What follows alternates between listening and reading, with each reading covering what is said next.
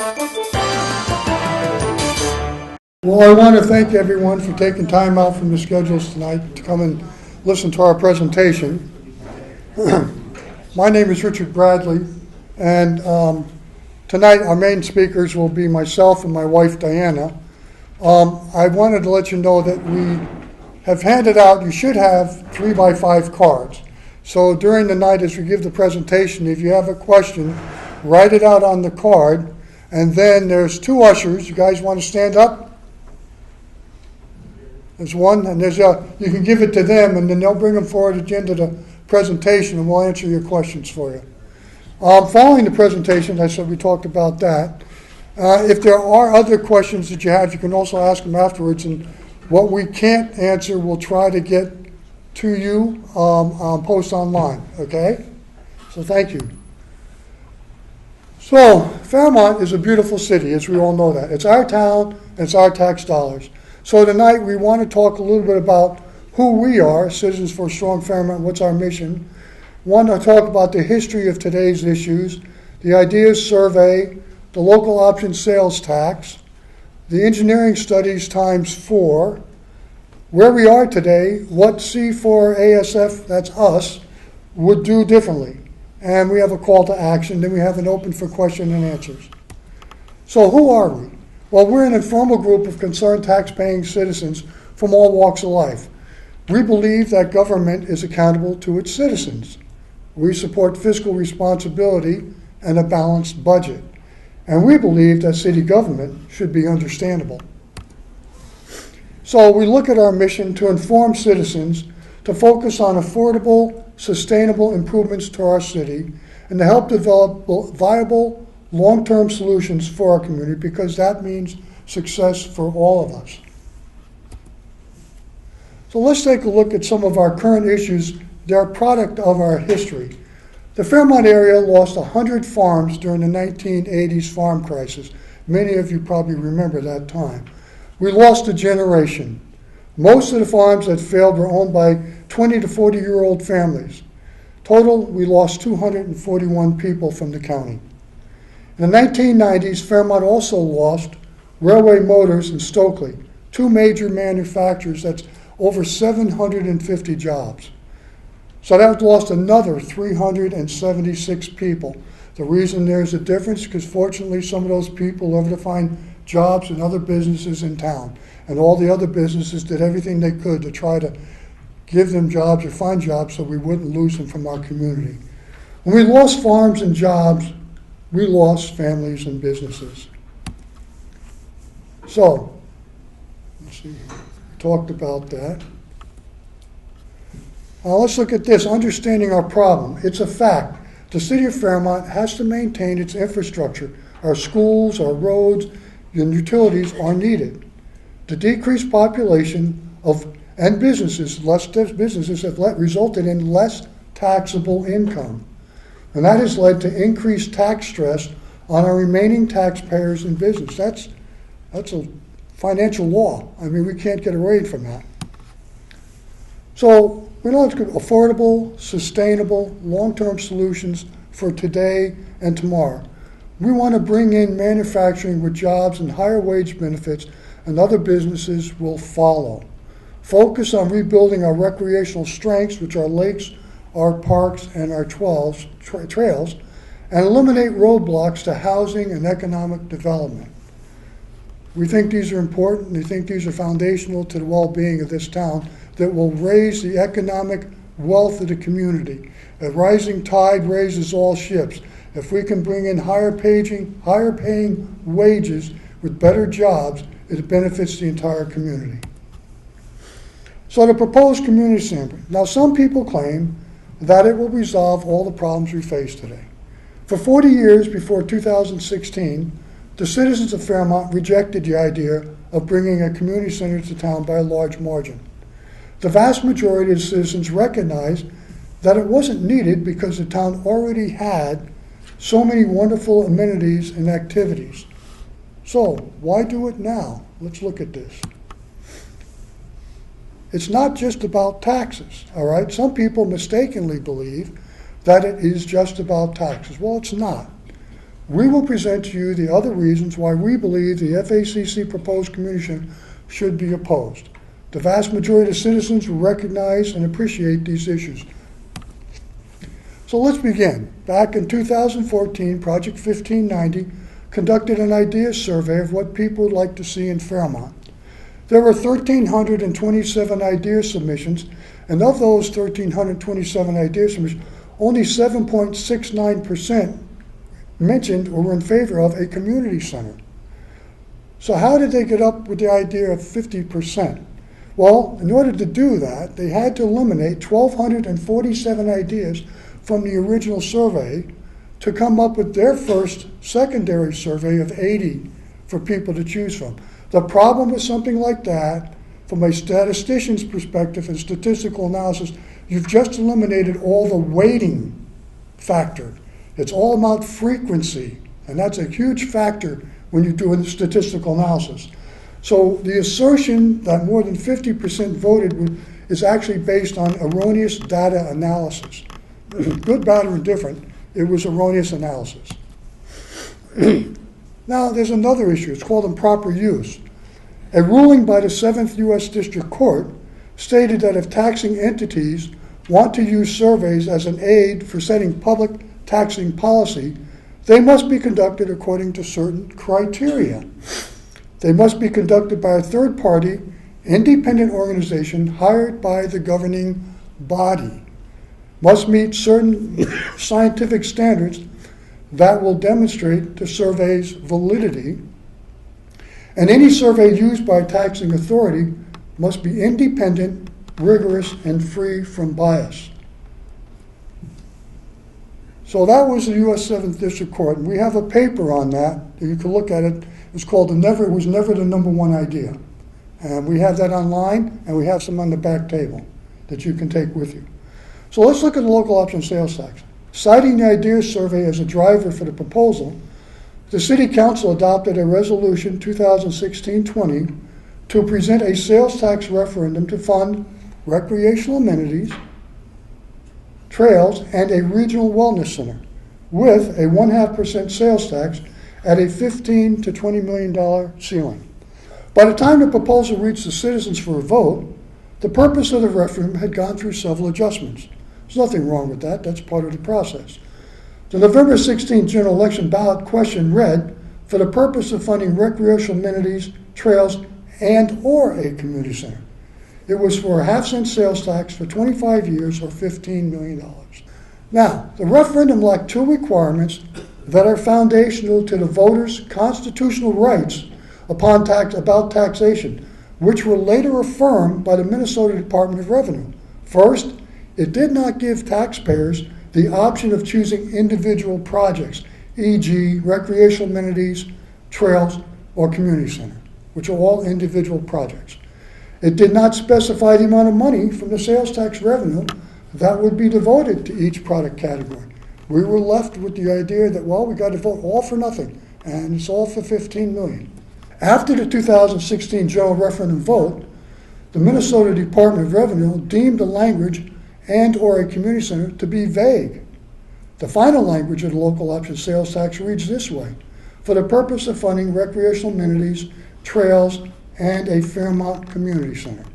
So $14 million was dedicated to the community center. The City Council passed a second resolution in 2019 authorizing the distribution of $14 million of the $15 million to the construction of a community center. And as one of our members, Roger Hendrickson, aptly put it, this all took place after I had marked my ballot, which is very true. Now, let's take a look at the engineering studies that have been done today. Since the citizens entered the voting booth, more than $700,000 have been spent on this project. $17,000 began on a feasibility study, and there are 3 successive architectural engineering designs that have been performed. The ordinance and resolution allow for additional sales tax dollars to be collected above the voter-approved $15 million to cover legal, architectural, engineering, and construction contracts. Now, we've been told that the city has capped the collection of sales tax so that it will only include the additional interest fees for the bond to bridge the shortfall in the amount of revenue not yet collected from the sales tax. So let's take a look at this. There are key differences in the amenities that each plan provides in this table. And so I have the Bolton and Mink study at the top, and their proposal, their feasibility study came in at $39.9 million, and it was and there's some information about this. They had the ice was 49,000 square feet, the pool was 6 to 8 lanes, the fitness center was 4,500 square feet.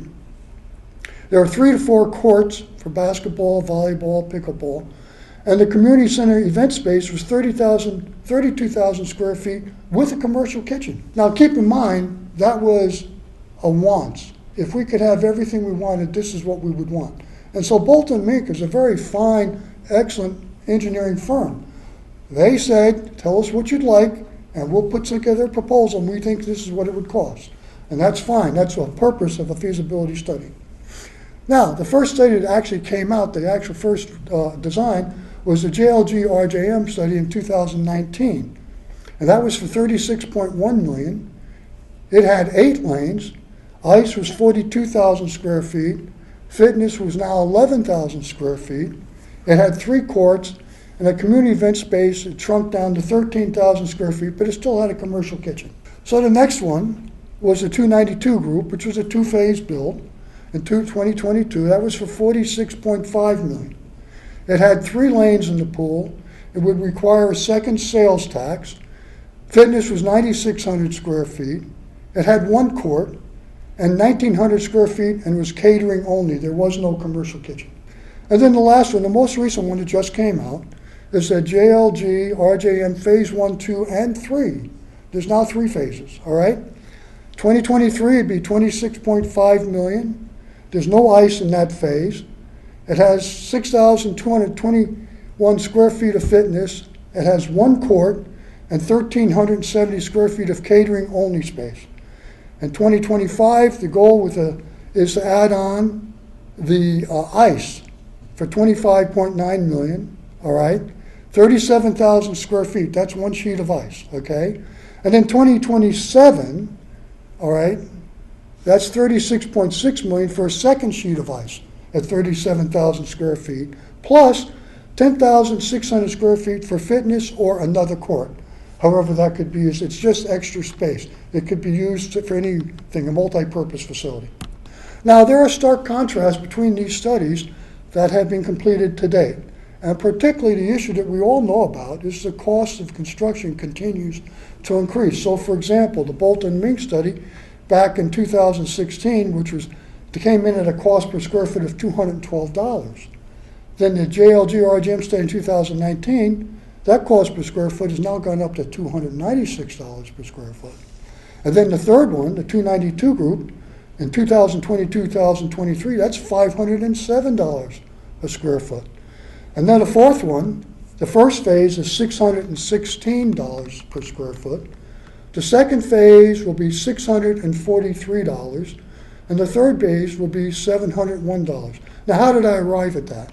Well, it's very simple. You go online, there's several technical research firms that's all they specialize in is construction escalation costs. And I use those sources, and if you want a copy of that information, I would be glad to provide it to you, who came up with the cost per square foot, what they're projecting.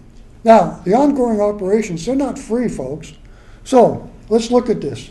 We'll look at the ongoing cost of the JLG 2022-2023.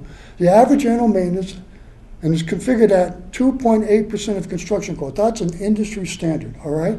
So that's $680,000 per year for phase 1, all right? Or $2.492 million for all of those phases combined.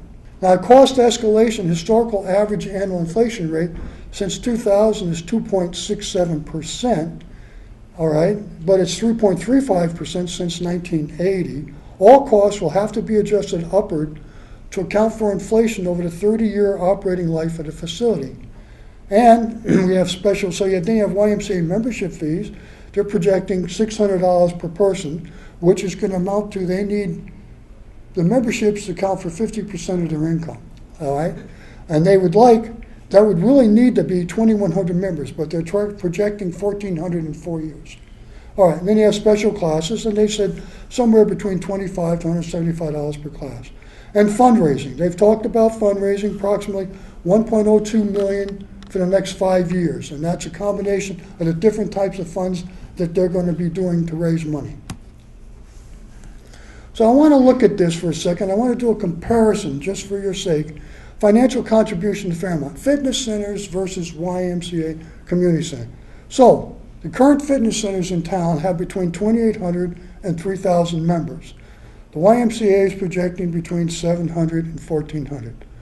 Now, the number of individual members at the current fitness centers is for $600 is 1,680 to 1,800. It doesn't really matter. We don't care about what the figures are going to be for the YMCA, and you'll see why in a minute. The local sales tax that the businesses, those fitness centers pay on that membership is between $5,040 and $5,400. Now, look at family memberships. They're a little higher, $800, but they have less numbers, 1,120 to 1,200, all right? Local sales tax for that is $4,480 to $4,800 is what they pay in sales tax on those memberships. So total sales tax that they pay, these two fitness centers, is between $9,520 and $10,200. Now, add on to that the state sales tax that they have to pay on these members, and that's a little bit different. They contribute between $115,000 and $125,000 to the state coffers. Some of that money does come back here, by the way, to Martin County and to the city.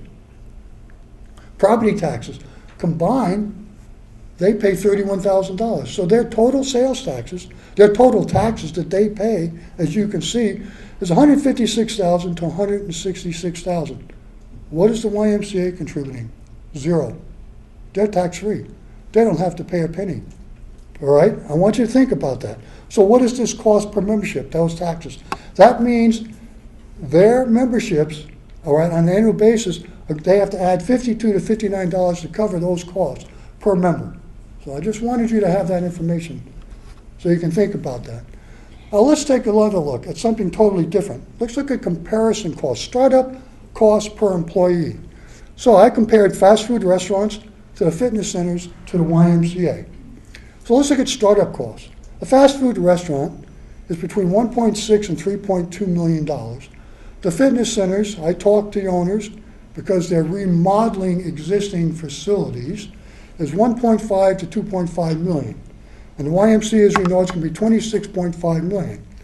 Well, about what a number of employees? Well, the fast food restaurants, they employ between 48 to 72 people.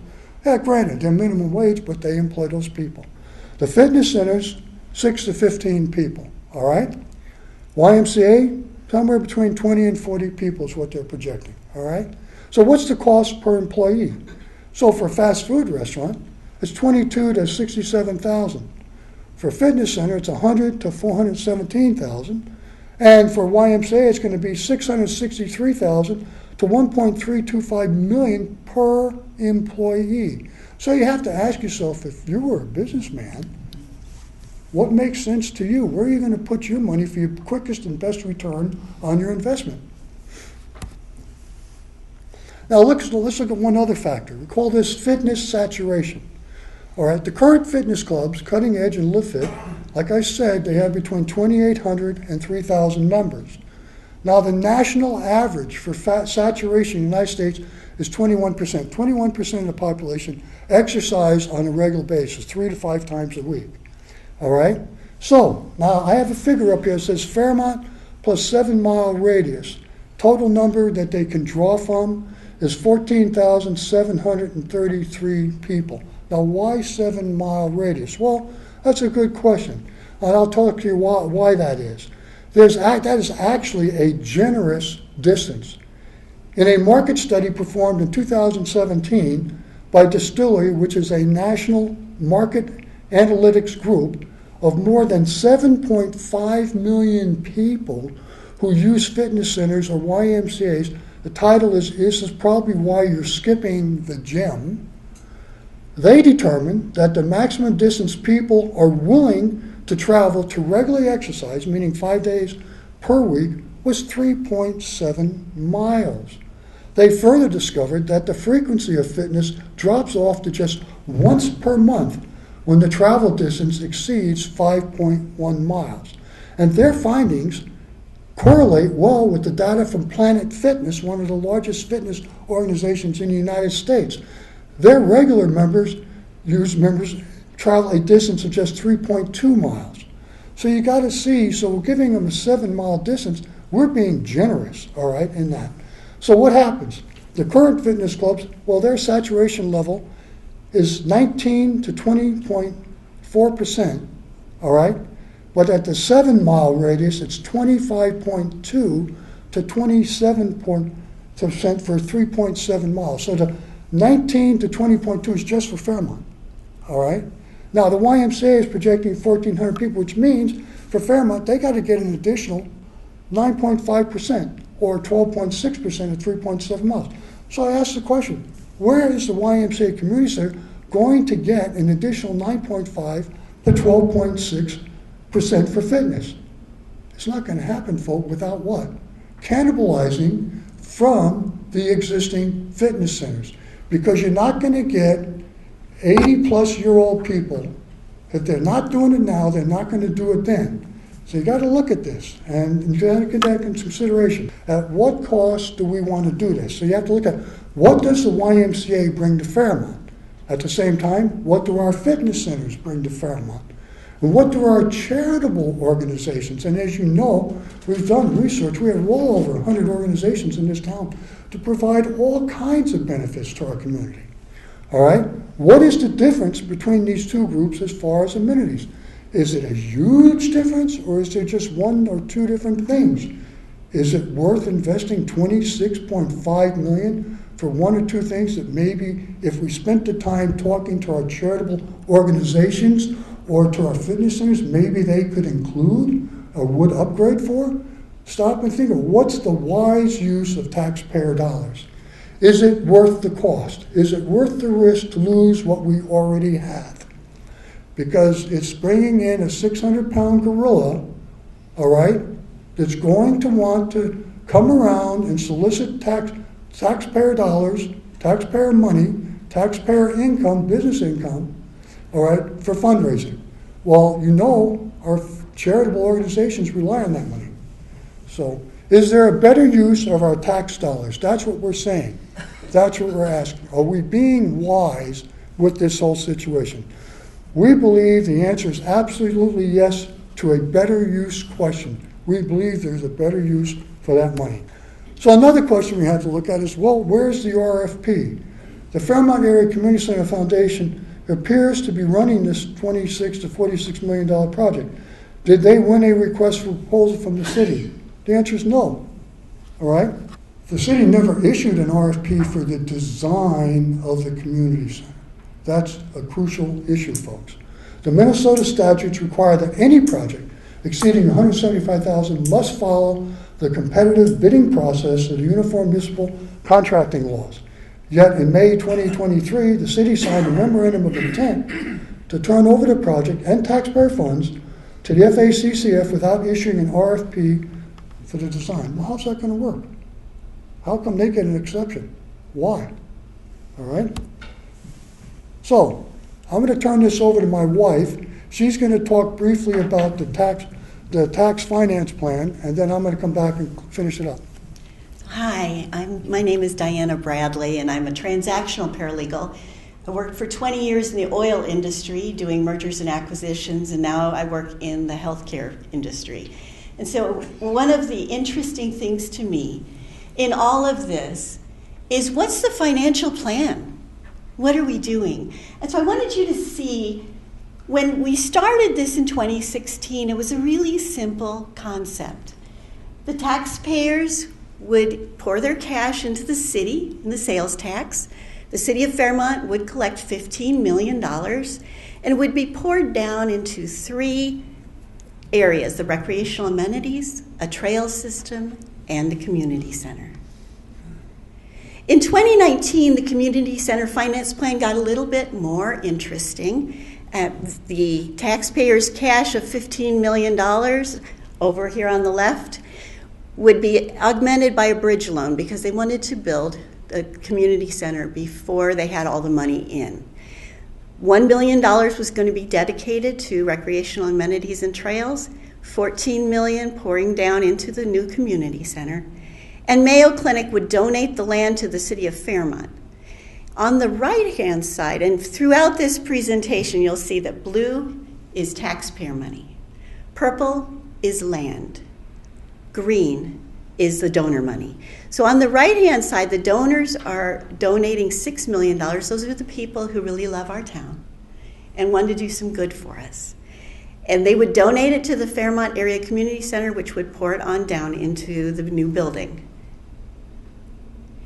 In 2022, it got a little more interesting. So you see that the complexity, which is one of the things that I'm trained to look for, the complexity begins to build.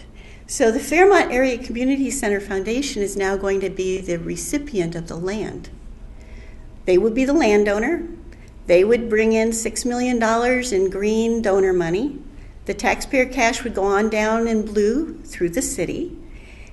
But interesting development on the right-hand side, you see that the Fairmont Area Community Center is going to continue to own the land. The city is going to build the building on land. The Fairmont Area Community Center Foundation is going to lease the land to the city, small purple box with a wiggly purple line. And then the city of Fairmont will build the building on the land that belongs to the foundation and lease the building back to the foundation. So you have lease to lease. I've been in the middle of these before. They don't break well. There comes a day, and there will come a day, when somebody is not happy with someone else. And then this is a very complicated transaction to unwind. This is what we have today. How many people here would like to say life's too short? I agree with you. Life is too short. This is our new financial structure. The reason we're still using it tonight after Wednesday's meeting is because Brandon Edmondson did say at the joint working session that we're still tracking with the memorandum of intent, which this is attached to. So this is our new financial plan. And to me, I will say this, to me it looked and still looks like a private equity transaction. A rather complicated, by the way, private equity transaction with multiple entities pouring money in different directions. So the quick here is in blue. I'm going to take you through, by the way, I have an hour presentation on just this finance map. If anybody would make my heart sing and want to see it, I'd love to walk you through it. It requires a bag of peanut M&Ms. Make sure they're peanut, because this is a little bit painful. But if you raise children, if you operate a car, if you have ever used a combine, if you've had a complex job, this looks like you can't understand it. I'm telling you, you can. This is actually more simple than it looks.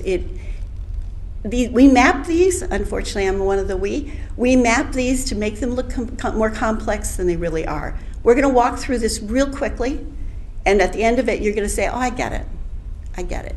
So up on the left-hand side you'll see, again, the taxpayer money. Now the tax money is going into a box called sales tax proceeds. That's the city of Fairmont. And with that, next to it is something called the bridge loan. So as we said before, the city of Fairmont will not have all the money in hand on the day they want to break ground. And so they're going to take out a bridge loan, and you and I are going to pay the continuing interest on that bridge loan. This is the donor money, all those lovely people who really want to do something great for Fairmont. We had an interesting development, and so this is the $6 million, by the way, the $6 million that the city taxed the foundation with raising.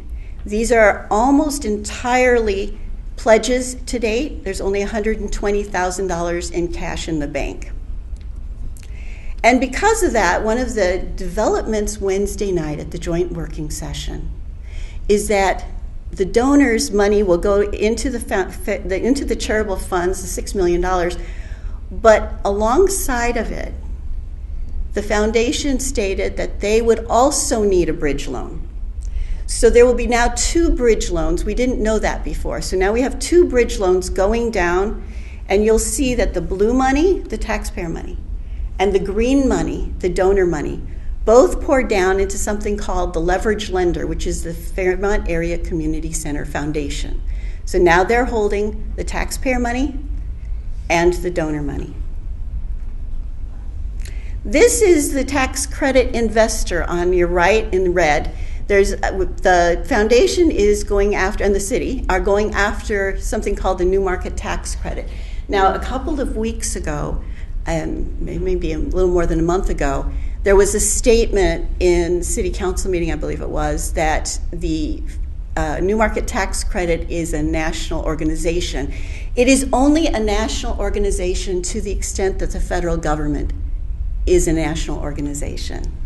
The new market tax credit is a federal program, and it is administered by the United States Department of Treasury. So this is a tax fund. This money, they hope to bring in, I think they're looking at $3.7 million at this point as a benefit to the city and to the foundation in new market tax credit. This map says $7.8 million, so we're tracking still with the map. Now, if anybody has any other information, we'd love to have that. I do want to say also, we are giving you the information that we have a lot of questions. We have a lot of questions that haven't been answered. I'm sure you do too. And so we are constantly tracking, changing, adjusting as new information comes out. So what you're seeing today may not be exactly what is happening tomorrow, because this project has changed and changed and changed and changed. As you can see here, the green donor money, the blue taxpayer money, and the red federal money or tax credit money are all pouring down into something called an investment fund, a special purpose entity that is generally a for-profit fund. So the funds at this point commingle. It's your tax money, your donor money, and the federal tax credit money all mingle down into this investment fund, which, by the way, is 100% owned by the tax credit investor, not by the foundation and not by the taxpayers. I wanted to show you the circles of interest. So if I was mapping this at work, we would map where are we paying interest. These are all the places where interest is going to be paid in this map. It's quite a bit of interest payments. Definitely not something that we would have perhaps approved in 2016 if we'd known. But I wanted you to see there's a bit over $10 million worth of interest, and it could potentially be more depending on the interest rates. So now we're going to go into what is called the waterfall. And the waterfall is, how does the money flow? I can hear my boss in my ear saying, Diana, map the waterfall. And so we're going to map the waterfall one by one. First, the taxpayer money. As you can see, the taxpayer money comes down on the left in blue into the leverage lender, which is a foundation, on down into the investment fund to something called the sub-CDE, which we don't have time to talk about today because that's another hour, down into the QALICB, which is the Fairmont Area Community Center Holding Company, and on down into the build. The taxpayer money moves 6 times. We now have the donor money. The donor money flows down from the donors' charitable funds, and I haven't mapped the bridge loan on top of this because it just does get confusing. But the donors' funds also come down into the leverage lender, the Fairmont Area Community Center Foundation. The donor funds move 6 times. At the bottom on the left, so not all of the donor money goes into the investment fund. Some of it comes down into the foundation on the left-hand side and moves over to the holding company from the left, and then on down into the build. Again, the donor money moves 6 times. Now we have the new market tax credit money. The new market tax credit money moves, it's a little bit of a mystery. We're still mapping this. but it moves at least 4 times, if not 6. So we don't want to forget that in this situation, there's more than money. There's the YMCA operating agreement. The operating agreement is owned by the Fairmont Area Community Center Holding Company. And I want you to remember one very important thing. Always remember, when you think about the community center, the taxpayers are the largest donor. This is your building. I want to add on the land. The land moves. The land is, of course, an asset as much as the money is an asset. The land we had mapped it earlier to move twice. It's only going to move 1 time now, from Mayo Clinic to the Fairmont Area Community Center Holding Company. This is what we call the circles of cost. All the places where lawyers, accountants, bankers, and underwriters are going to bill some amount of money on the transaction. Looks like a lot, doesn't it? There's one additional place, so there's a large, large circle at the bottom. In a very tiny, tiny print, footnote 3 says this: CDEs, meaning which is one of the entities here, CDEs may charge an estimated $1 million in additional fees over a 7-year period. Legal and accounting fees for tax credit parties could equal $250,000 to $300,000.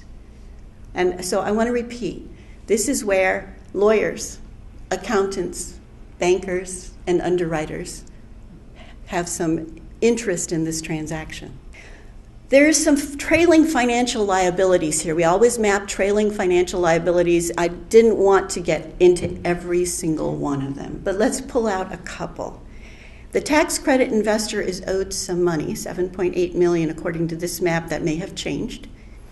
The investment fund is owed some money, and approximately $25 million. How that unwinds is very interesting. But there's one other one that I really want you to think about. There is a put call on this transaction. And if you're involved in farming at all, you understand that there's put and call. You can either buy or you can sell some interest in this project, in this whole transaction. There is an interest someone has. We don't know who that someone is, and we don't know how much, and we don't know what their terms are. But they have a put call on this transaction. But it started really simple. And in 2016, it really made sense. The taxpayers' cash would become $15 million, which would pour down into 3 improvement types of projects: recreational amenities, a trail system, and or a community center. Thank you so much, you guys. So we want to know who holds the put call. When does the put call have to be exercised? What is the price point of the put call? The new market tax credit sets a limit between 7 and 9 years. It's actually 7 years. We did confirm that this year. So at 7 years, there's a put call on this. If the put call is exercised and the facility is no longer owned by the foundation, or some portion of the facility, or some portion of the interest, or some portion of the fund, we don't know. What is the impact to the facility, and what is the impact to the taxpayers? And we can also ask, can the bridge loan or bond be transferred to the entity or individual who exercises the put call? Will they have to pay the bond? That would be a positive. So thank you all. Appreciate it. So the issue of the new market tax credit and ownership is a distraction, is really what this is. Given the referendum wording, the citizens had reasonable expectations. The sales tax money would be used by the city for public projects. The city would own, operate, and maintain these projects. The sales tax dollars would not be given to a private entity. City projects would not contain elements that would compete with private businesses. and only $15 million in sales tax dollars would be collected and used on the projects. No other funds would be collected. So let's move on. So I want to take you through some financing costs. And I want to talk about this, all right? Let's look at the YMCA Community Center Phase 1, $15 million sales tax, the bonding scenarios. And I thank Councilor Maynard because Jay took the time to go through this and he challenged us on something. And what he said to me, and I had to stop and think of it, I said, you know what? You could be right about that. That's another option I hadn't thought about. So I went back, I talked to our finance director, Paul Hoy, and Paul agreed. He said, yes, that is an option. Jay's correct about that. So now, I'm not saying that Jay wants it this way. He's pointing out the fact that it could be this way. All right, but we'll use this as an example. Bonding scenarios. Jay brought out the fact, because we don't know about the obligation of ownership as far as what they have to do with operating the facility. How long does that take? And what could that be? So if it's only 7 years that they're obligated to own it operate as a Fairmont Community Center, after 7 years, they could stop operating it, close it up, and sell it. It's theirs, they own it. We have no control over that. We don't own it, all right? But, so Jay was bringing up the fact that, well, you know, if you put a 19-year term, if that is a governing factor, which we don't know yet, all right? Let's go look at that. So sales tax receipts per month on a 3-year average right now are running about $94,785. I confirmed these with Paul Hoy. Sales tax receipt per year on a 3-year running average rate now is $1,137,421. So what's the sales tax collected? I talked to Paul. By the end of the year, it'd be 5.9 or 6 million. And so let's just assume they want to take it out and give the money to them in March. So we'll say 324. So they estimate total sales tax collected to be 6.3 million. So total sales tax is going to be 15 million as we talked about. Well, let's deduct the ice mechanicals, because that money's been committed. Then let's deduct the new ice arena design fees. Let's deduct the boat dock for Amber Lake. All right? So, architect, engineering, tavern, and legal fees, let's deduct $714,400. So what's the remaining balance? It's $200,340. Sales tax collected, we talked about that. So the balance, we're talking $5 million, because you deduct that from that, and you get $5,903,340. That would be what's total needed for a bond. So the cost of the bond at 5%, I use 5% a number. Paul right now said it at 4.85%, but he said, I admit, you know, everything changes. Interest rates could go up. They may not be able to get that, but that's what they're estimating right now. So 19-year term would be $9,151,624. For a 7-year term, it would be $7,005,169. So interest charge, $3,251,284, or $1,104,829. So added tax cost to the taxpayers under the $19 million proposal, all right? And Jay, I want to emphasize this. Council Maynard is not proposing.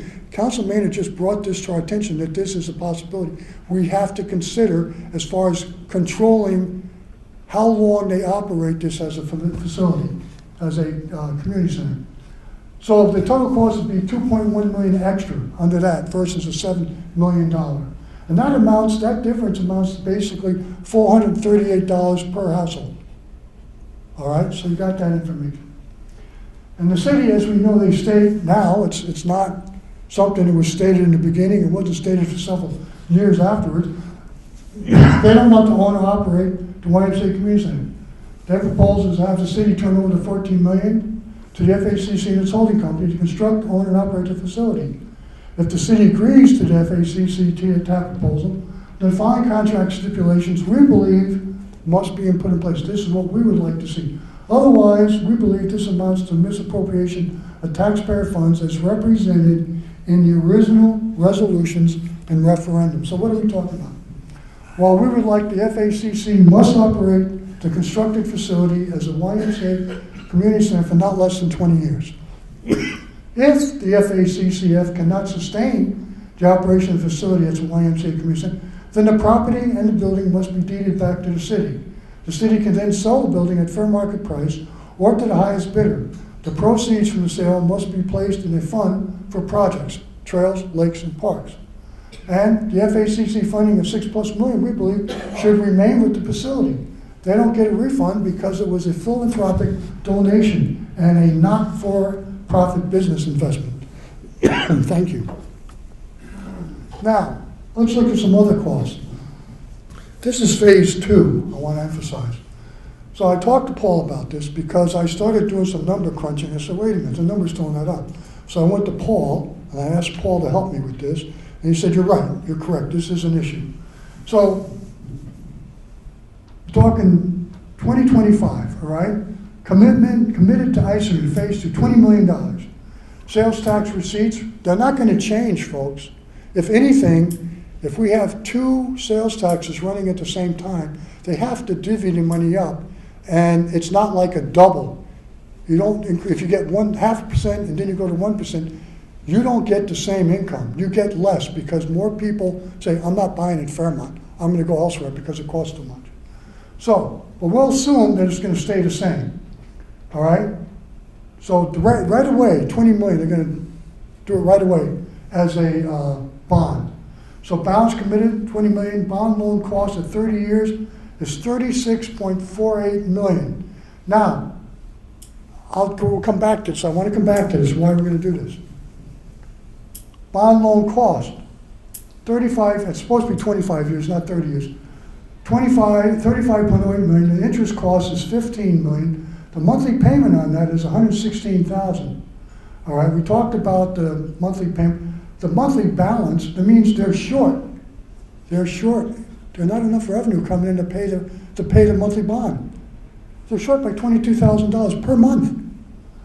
Annual balance, minus $265,000. At the end of time, they're short almost $8 million. So where are they going to come up with that money? What's going to happen with that? How will the above deficit be recovered? More taxes. You can be sure of that. Now, Paul brought to my attention, well, we could defer it like we did with the existing one. I said, that's true. You're right about that. Give me some ideas. So we talked about that. So I said, what if we defer it for 4 years? Well, in the meantime, the city will have collected $4.55 million.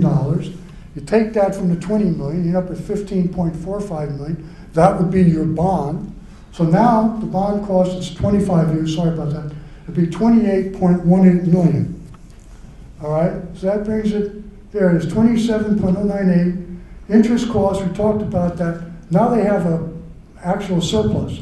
So at the end, they ended up with a 1.6 million surplus if you defer it. But they'd have to defer it so you don't have to pay taxes. So what does this do? If you defer construction for 4 years, what happens? Cost of construction continues to escalate. Construction costs don't stop just because we're not building.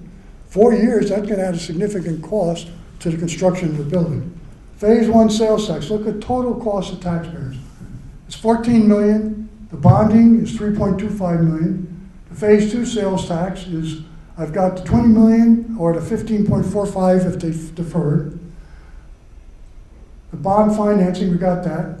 So total, the cost of construction, less the new market tax rate and FACC dollars, is $52 million, over $52 million or over $44 million. What's the cost of maintenance? Well, we know that maintenance on a building of that value, we're talking both buildings now, is going to be about $1.36 million per year as an average. Over that time span of 25 years, it's only $34 million. What's the cost of operation? We already know that. The YMCA told us what they need. It's about $500,000 a year. So that's $12.5 million. So the total cost is $98 million. That's over 25 years. We're going to spend $98 million. All right? Average cost per household, $20,000. That doesn't include phase 3, which is another $20 million sales tax, which goes, you add that on, so now you're at $131.76 million. Now I'm asking you, is that where we want all this money to go? Do we want to put all that, this town have that kind of money on this? We have to think long-term. What is best long-term for this community? And our contention from the beginning has always been manufacturing is where we need to place our bets, not in a community center. So, why would we do this? Well, there is a myth. There is nothing to do in Fairmont. We don't do anything for our kids. And we talked about the fact we did research, and we identified 160 groups providing various services for youth, teens, and seniors. So that's just not correct. They either don't live here or they don't pay a lot of attention to what's being offered in town. The second myth is it will entice businesses to Fairmont. Well, that's just not true. The 7 largest moving companies in North America track the reasons why businesses move to town. And a community center is not even on the radar screen. That's not why businesses move. And we have a paper in the back that talks about this. It's back on the table, you can get that. The third myth is that it will bring people to Fairmont. Well, people come to Fairmont because of jobs, lakes, family, the lower cost of living. A community center isn't a factor. When would it become a factor? It would become a factor, say I'm retiring, and I'm looking at different communities, their amenities and stuff like that. Well, we got a ton of amenities. We'd have to actually go and interview those people and say, well, why did you move to Fairmont? I said, well, I moved to Fairmont because I like the healthcare system.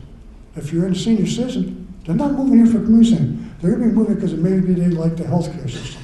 Or they might say it's a lower cost of living or something like that. So these are just factors. It's not a guarantee that people come. It's a small percentage of anything if they do come. So what are our project concerns?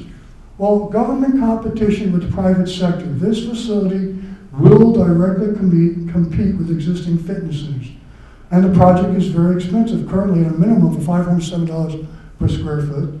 The total cost for phase 1 and 2 will likely exceed $50 million when inflation-driven increases in the cost of construction are factored into the equation. And there are empty buildings in town that could be used for a community or recreation center. It all comes down, folks, to the community center.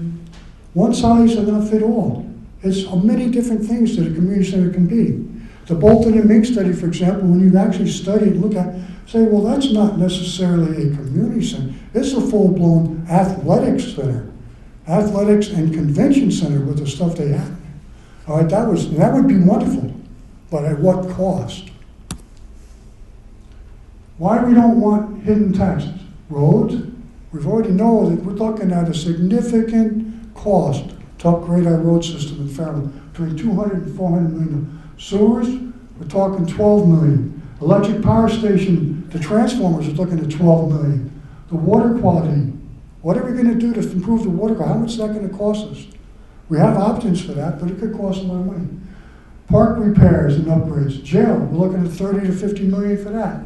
Wastewater treatment plant. Quotes, discussions have come in preliminary discussions, $40 to $60 million for dollars. A new fire station, well, I don't know what that's going to cost, all right? So we're talking somewhere between $300 to $650 million, which is $7.5 million to $16.25 million per year for 40 years. That's a lot of money. Now, we're not going to be able to do this, so we have to figure out where's the best place to put our money. So what's the impact on local nonprofits? Well, Fairmont has many charities and not-for-profit facilities, all right? Working hard to meet the needs of citizens and increase our community's quality of life. So how will they be impacted? Well, we talk about these different funds. Now, you can put whatever name you want on it, but they've already let the cat out of the bag.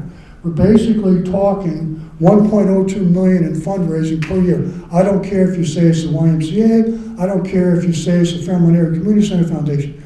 It's the amount of money that we're talking about here, folks. And what is that going to do to our charities that depend on fundraising now?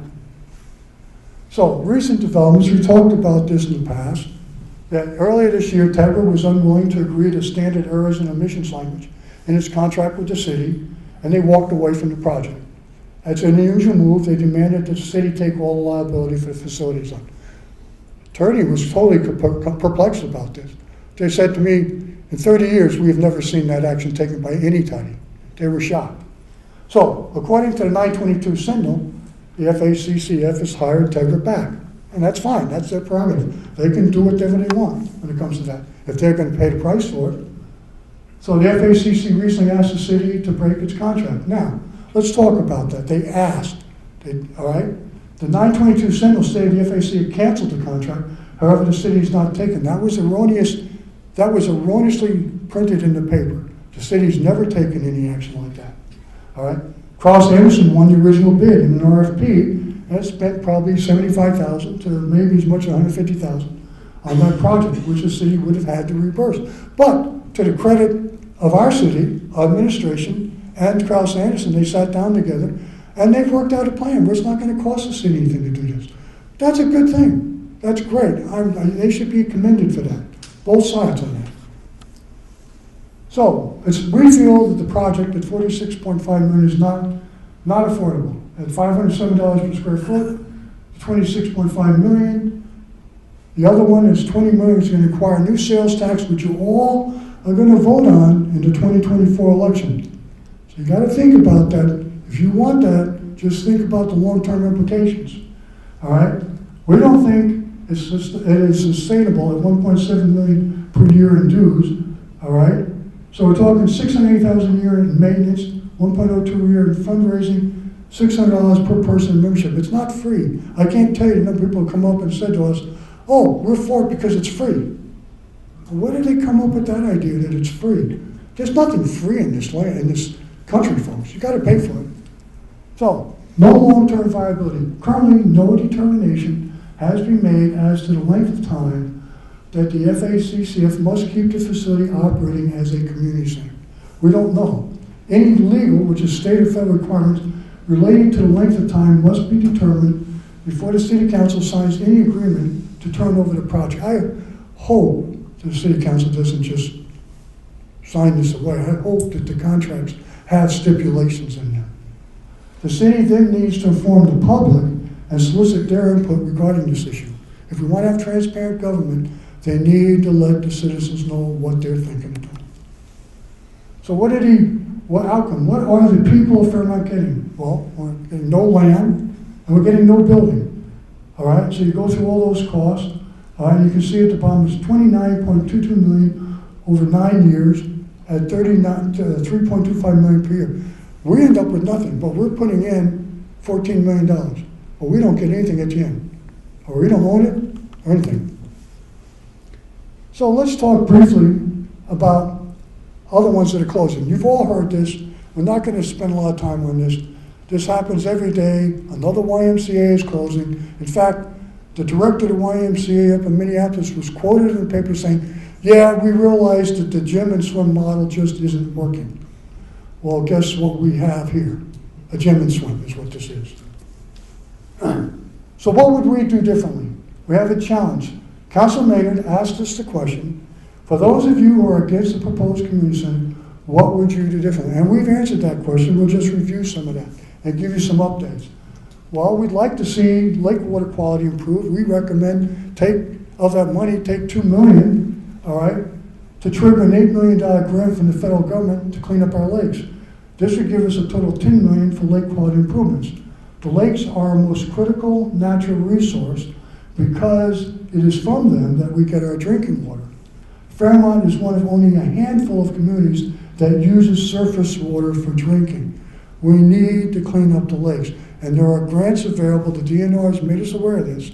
It's just a matter of city officials and private individuals getting together with the DNR and saying, walk us through the process so we can apply to get this money. If we can put up a couple million, we're going to get $8 million of it. That's a pretty good investment in my book.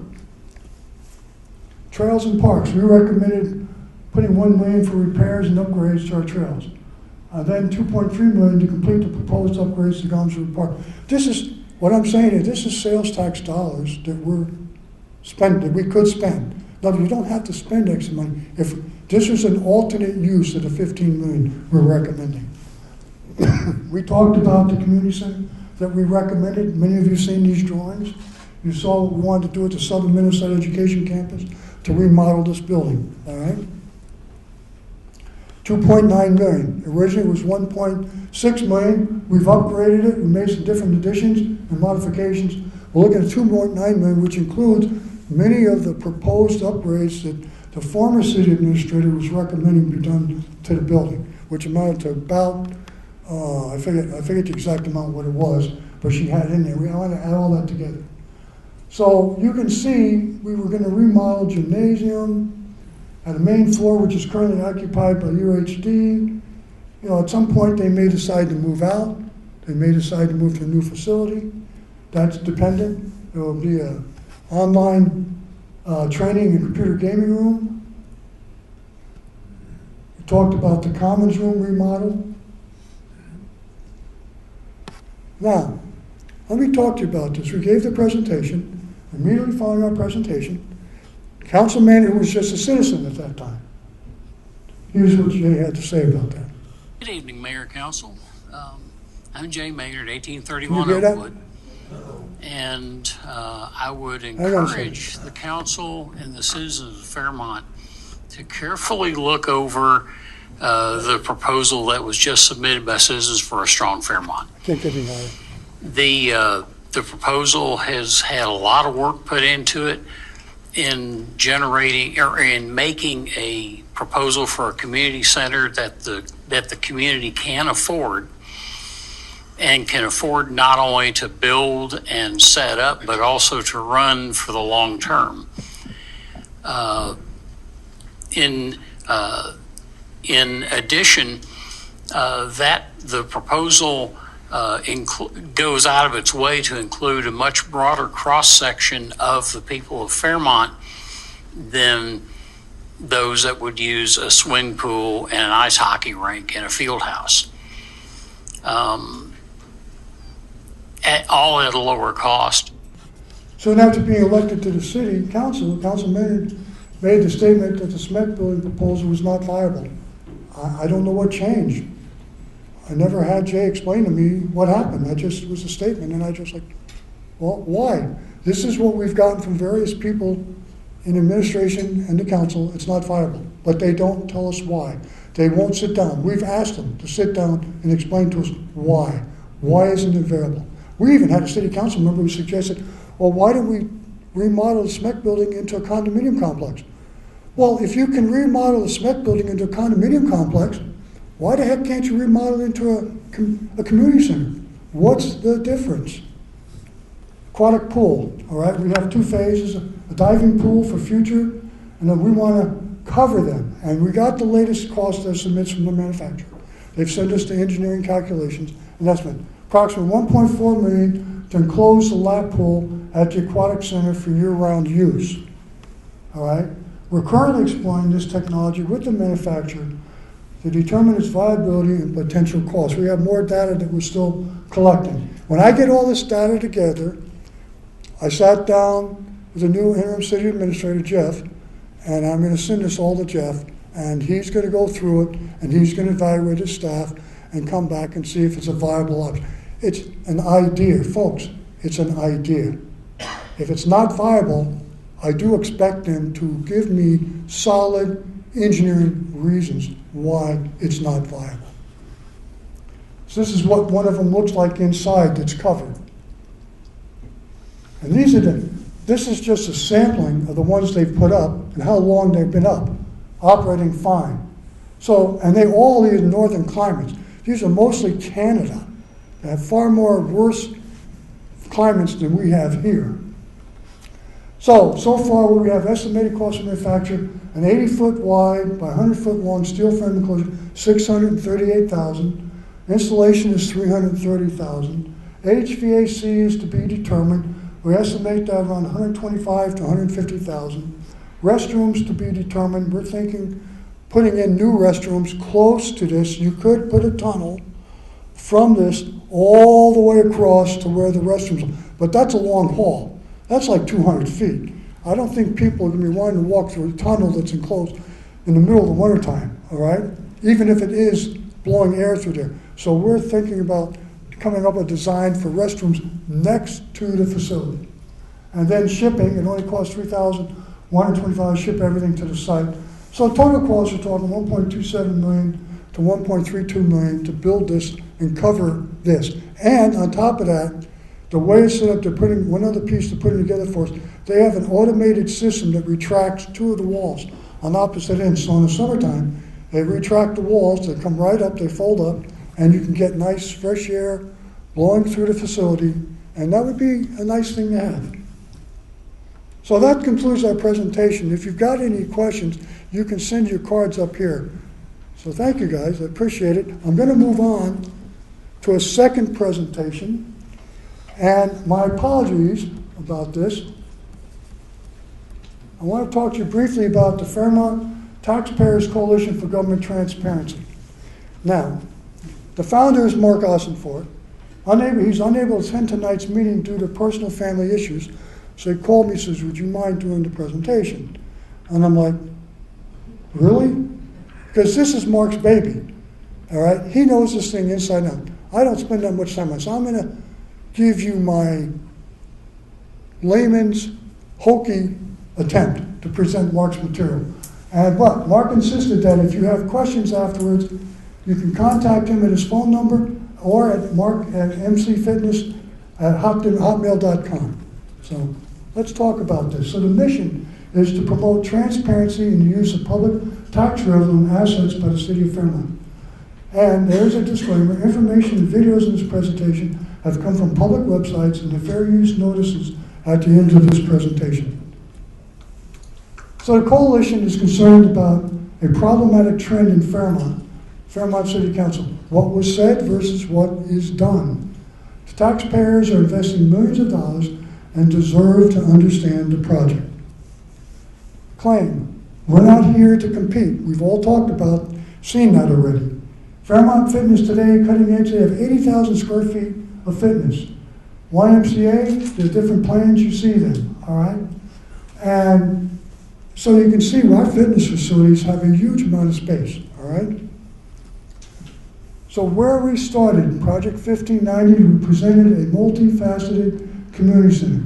Where we are today, phase one, YMCA gym and swim, 4-lane, 25-yard non-competition pool, 0 depth entry pool, 1 high school basketball court, 6,000 square feet of fitness with a walking track.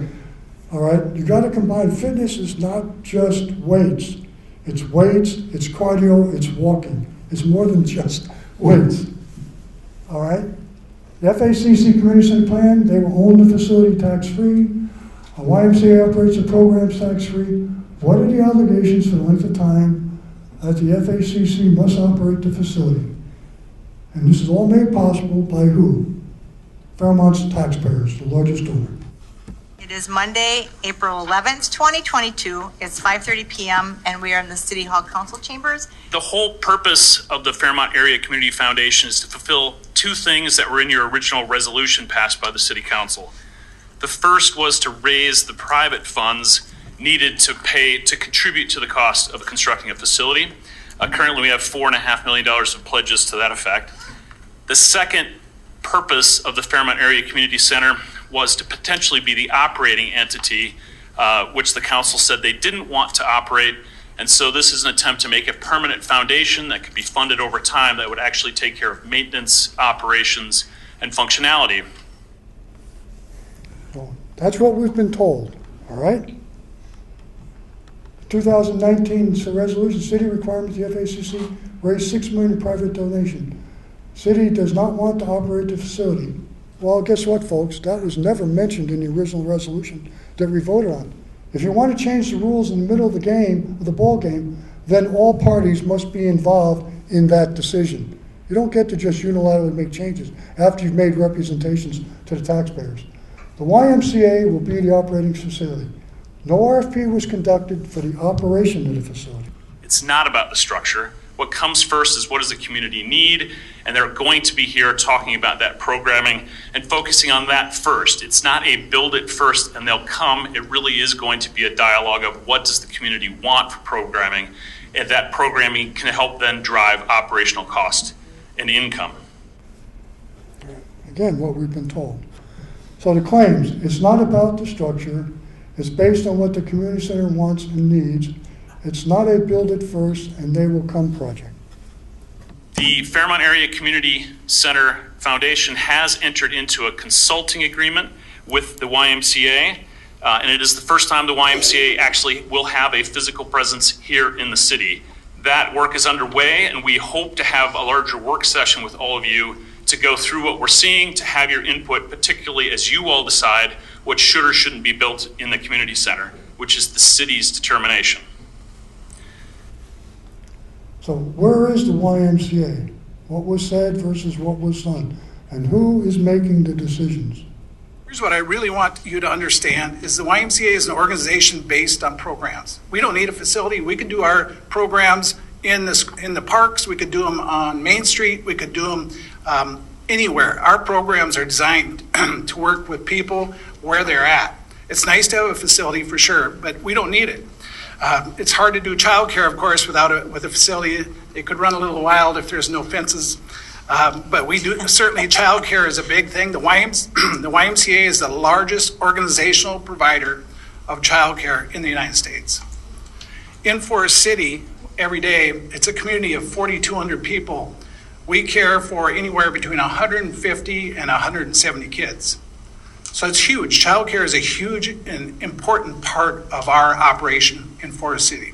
And it's definitely a growth area in Albert Lea. To a lot of people, think of the YMCA as a gym and a pool, but it's just so much more than that. So what we've been told. So the YMCA will come and no facility is needed. 2022 through October 23rd, the YMCA will only come if a new facility is constructed. And today, the YMCA will come and start programming without a facility. When and where? As it's been stated over and over, we're not here to compete. We're here to become a part of the community and enhance what the community has and make it bigger and better.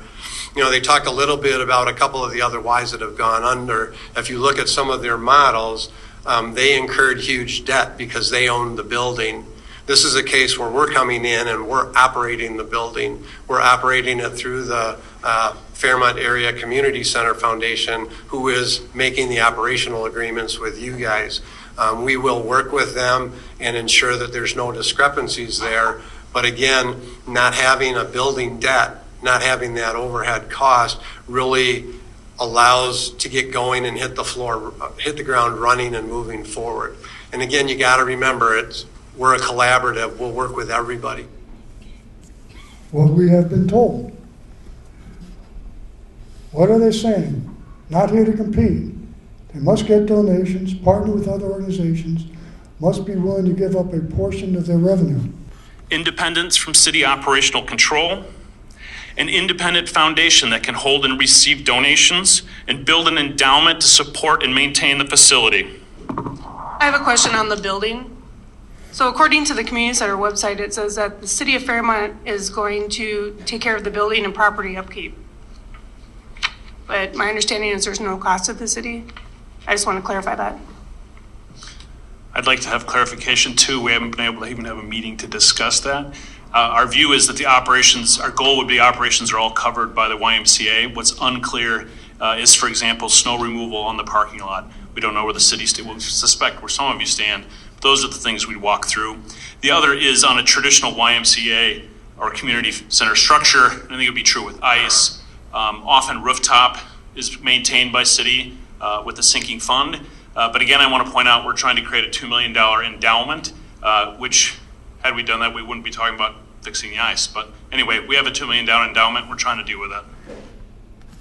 Again, what we have been told, independence from city operation control, the FACCF receives and holds the donations, operations are covered by the YMCA, you're going to build a $2 million endowment with a sinking fund. Right now, we've talked $500,000 founders campaign to help those first couple of years. As we move on, we will build a $2.1 million endowment fund. Again, what we've been told, Strong Kids and Families campaign, they're talking about $180,000 to $260,000. That's in the performer they submitted at that workshop. And again, it comes up about this endowment fund of $2 million. I have a question. Counselor. Going through the PowerPoint that the Community Center Foundation put forth on page 9 or slide 9, it states the foundation has a goal of establishing a $500,000 endowment to support the organization over the long term. And it was my understanding that The foundation was going to do a $2 million, and YMCA was going to do a $2 million. So, just curious why that change. I'll defer because I'm not sure where the 2 million came from. It was talked about at the last work session, and I think it was talked about at a previous city council meeting as well. But the comment was made that each were going to do a $2 million endowment. And I did not go back and look. I can go back and look and send that to you in an email. I think we should. We've been at $500,000. We do think that, and that's just the Fairmont Area Foundation, Fairmont Area Community Center Foundation, raising those funds. We expect to be above $500,000 for that endowment. Okay. I will send you that information. Very good. Thank you. We've been told. So I have some interesting things exploring this stuff. The missing $4 million. What happened? The total between all of them is supposed to be $4 million. Now it's down to $500,000. FACCF, $500,000 K Founders Campaign, and again, where is the YMCA? And I'll let the Y speak to the exercise space, but I believe it's 5,000 square feet. Yeah, I think it was 5,000 square feet for the wellness center. And that is standard space needed for an operation of a Y. All Ys have exercise space. So no, we don't believe it can be replaced. We think it would cause an issue with pro forma. Again, what we've been told. So, look at this. We've talked about this in the past, and that's where we're at with the fitness space. The Bolton and Mink study, 4,500. The first plan was 11,000 square feet. Second plan was 9,600. The third plan now is 6,221 square feet. I think like every other organization, and maybe the heart of the question is that there are some that are successful and there are some that are not.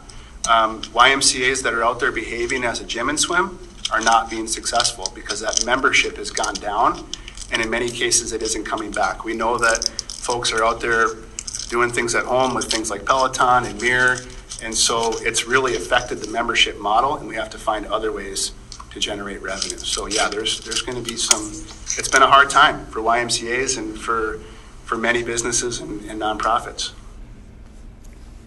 We've been told. So the YMCA is struggling across the country, including these gym and swim locations, Indiana, Albert Lee, Marshall, Worthington, others across the country, Minneapolis recently. There's more. They are struggling. Some city council members are tired of hearing about every YMCA that ever shut down. So we only mentioned those 5. Also, there's the issue of missing RFPs. The design of the building by the FACC and its interface with architects, design groups, and engineering firms. The administration of public funds by the FACC, and the operation of the facility by the YMCA. Those are 3 RFPs that could have been issued, and there have been other organizations that would have loved to have been bid on this.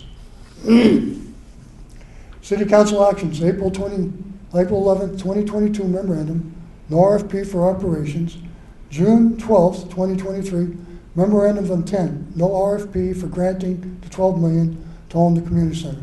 So the result is, for us, city, loss of control and oversight, never the intention, which was never the intention of the sales tax referendum, eliminated the opportunity for others to bid on the public project. So purpose of an RFP in the competitive bidding process, it's intended to ensure the taxpayers benefit from the lowest price from a responsible contractor, provides a level playing field to compete for city contracts. It limits the discretion of contracting public officials, helping to eliminate fraud, favoritism, and other abuse. That's in the Minnesota League of Cities handbook. Declarations. I want to bring this to your attention. So, what is the Taxpayer Coalition doing? Well, they're circulating declarations for citizens to sign. Declarations state that the community center proposal, which is currently in front of City Council, is not what's presented or expected from our sales tax dollars. There are 3 versions. There's a white version, if you voted in the 2016 referendum. There's a yellow version, if you did not vote, but still want your voice to be heard. And then there's a blue, if your first language is Spanish and you want your voice to be heard. We have a fair use notice that we just put in there just as boilerplate. So, if you have any questions, you can send your cards forward to me, and Diana will try to answer. Thank you, guys. Appreciate it. So $1 million here and $1 million there. Is anybody millioned out? I am. It's amazing how many millions you can talk about in a little bit just over an hour. I do want to say I don't think it popped out of the presentation just as we were looking at it right now. But the city is poised, as far as the memorandum goes, the city is considering certainly transferring the rest of the money, that sales tax money that has not been spent, to the foundation in order to move the project forward. If that would not be your preference, I think it would be really helpful if you would contact your city council members, just to let them know that it wasn't your intent to have more than $12 million transferred to a private entity with no RFP. Any questions? Wendy, got something for us? You can answer too.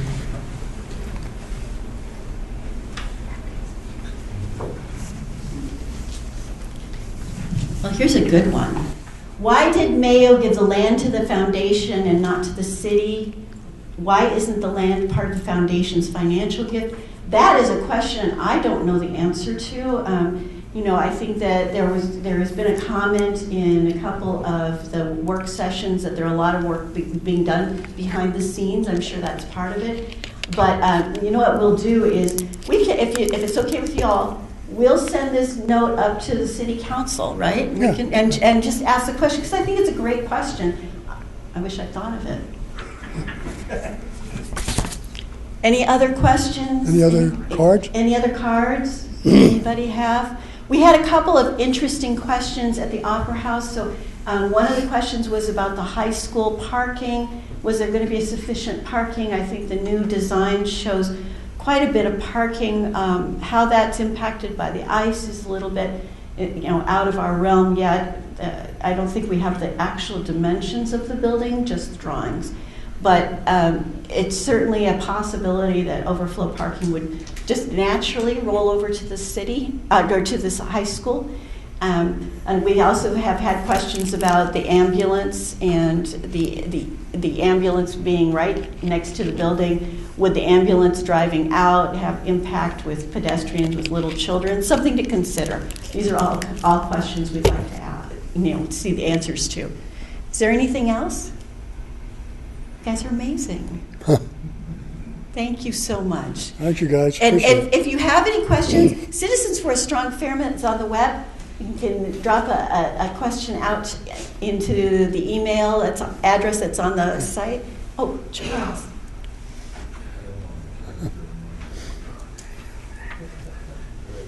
What would be the cost of covering the entire pool facility? Oh, you mean like the entire aquatic park?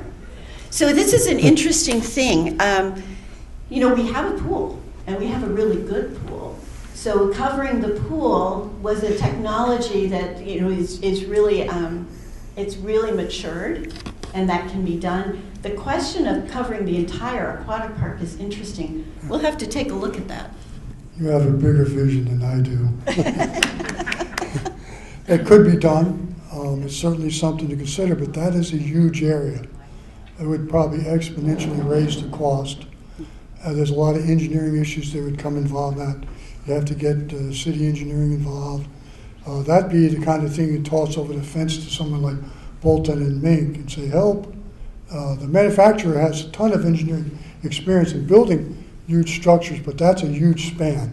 So we'd have to see. The entire aquatic park, they would have, besides having the competition lanes and stuff, they would have places for children to be with their parents. Yes, that's exactly right. It would do that. It's something to contemplate. I can talk to the manufacturer. They have a set of one of the plans. I gave them a layout that was provided to me by the city so they could see what this is, and they can come back and say, well, we'd have to do this and do that. I'll talk to them and see what they say. And then that's information I'd want to pass on to Jeff and his staff and let them look at it and say, this makes sense or doesn't make sense. And they can explain why. So. Another second question I had on there, where is the Y getting their employees? oh, where is the Y getting their employees? And I think they want to get them locally. However, this is an interesting concept. And I don't know if everybody knows this, but the Y in Fairmont at this moment, and like I said, this project has changed and changed and changed and changed. So tomorrow it could be different. But at this moment, Fairmont would not have a full-time director. Fairmont would share a director with Forest City and with Albert Lee. So we would have 1/3 of the director's time. It's possible that that's one of the reasons why Albert Lee is very enthusiastic about this, so we can share some of their costs. Some of their employees may get involved. We would hope that they would pick up some of their part-time employees here in Fairmont and give some jobs. But there are very few, although there are a lot of jobs involved with the Y, I think 20 to 40. Yeah, that's what they project. A lot of those are very part-time. Maybe a swim coach, maybe a spin coach. They're not full-time jobs, so it's not 20 to 40 full-time jobs. Does that help? Let me just add to that. They'll basically be in the same situation that a lot of businesses are encountering now, where I can't get someone to come to work. Why? Well, it's cheaper for me to sit home and just collect money from the federal government. And this is a real problem. It's not that there aren't jobs available. It's getting the people to get up off their backsides and go work has been the problem. Any other questions? We love people who work, don't we? And this is a working community. And I know my father-in-law used to say he loved Fairmont. He built Waitronics. He loved Fairmont because the work ethic here was remarkable. And whatever was happening in someone's life, they would come to work, and we love that. So thank you all very much for being here this evening. And if you have any questions that come up, please grab us. Yeah. Thanks a lot, guys. Appreciate your time. Thank you.